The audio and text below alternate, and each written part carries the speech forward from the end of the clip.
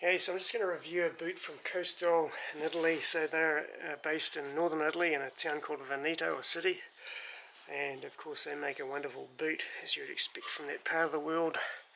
So starting at the sole and working our way up. So it's a Vibram 4 sole, good general purpose, reliable sole. It's probably the most popular sole that's ever been produced. So the EVA midsole, as always, this is our preferable sole, particularly for recreational people who store their boots away for a number of years and still expect their soles to remain on their boots. That is the most reliable one. Now it's not a very high sandwich of EVA in the back, so that assists with stability and also lightness. That's the correct way to put them on.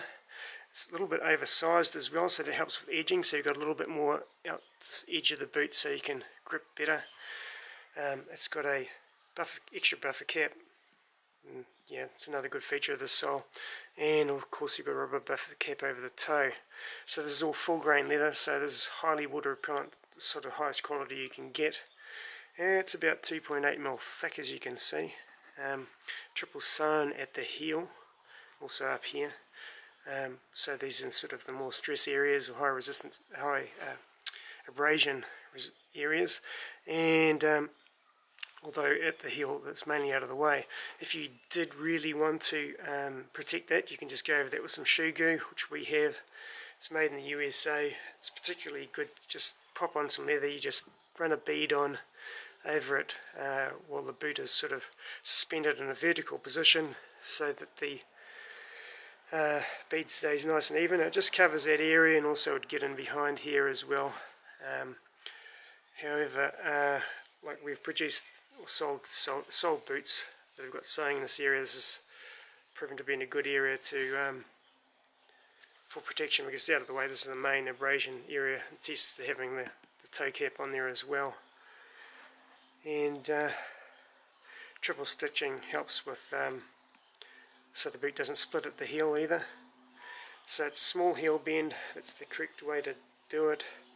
You can see my leather there, of course. So leather all the way up, and it's got a leather cuff on the inside as well.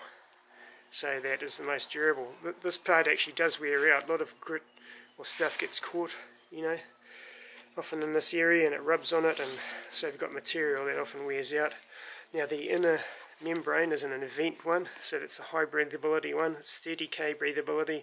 This one's actually reinforced as well, so you've got yourself a well, basically it's the best liner on the market at the moment. Now this is a semi-rigid boot, so it's good for good all-terrain one.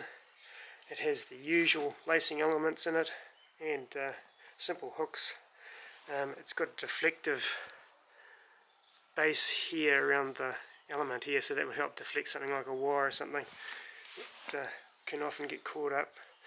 The tongue's got a guiding point here, which is very clever. So that goes through there, and it keeps the tongue centered. This is I don't know if they've painted that, but I haven't seen that on any other boots. It's a great idea. Sorry other manufacturers, but Kostyle beat you again.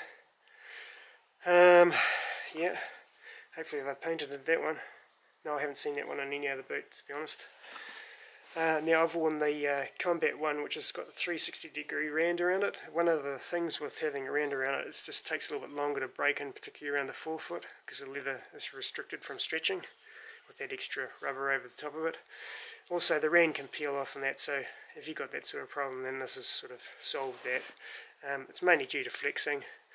The rest of it's not in the high flexing area, so it's not going to delaminate or anything.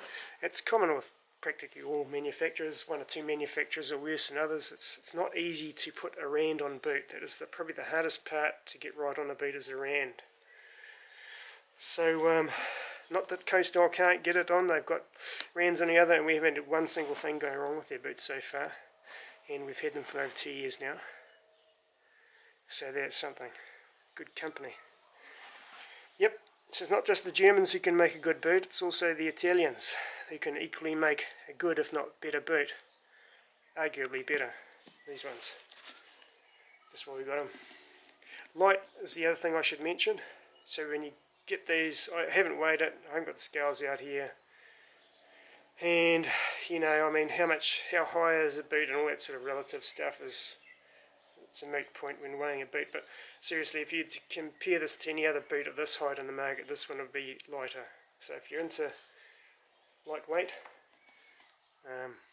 you know, this has got a little weight reduction, possibly. It's all been trimmed away like a sort of a supercar, really, sort of fine-tuned to be the best of its ability. And it's a good looking boot. Snazzy looking orange, I suppose.